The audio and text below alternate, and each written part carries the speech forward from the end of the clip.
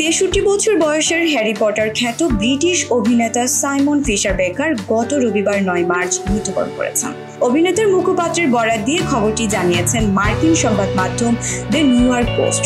সংবাদ মাধ্যমে পাঠানো শোক বার্তায় সাইমন ফিশারের মুখপাত্র লিখেছেন, আমি শুধু তার কর্মী ছিলাম না, ১৫ বছরের বন্ধুত্ব ছিল আমাদের। খুব কাছের একজনকে হারালাম। এই ব্রিটিশ অভিনেতা হ্যারি পটার সিনেমায় অভিনয় করে জনপ্রিয়তা পেয়েছিলেন। হ্যারি পটারে হগওয়ার্টসের মুন্ডু কাটা ভূতের ভূমিকায় দেখা গিয়েছিল তাকে।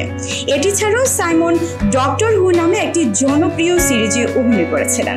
বেশ কয়েকটি হিট টেলিভিশন ধারাবাহিকেও অভিনয় করেছিলেন তিনি। কমেডি চরিত্রের জন্য পরিচিত ছিলেন এই অভিনেতা। বিবিসির পাপি লাভ সিরিজের টনি ফাজাকার্লির চরিত্রে অভিনয়ের জন্য বেশ প্রশংসিত হয়েছিলেন তিনি।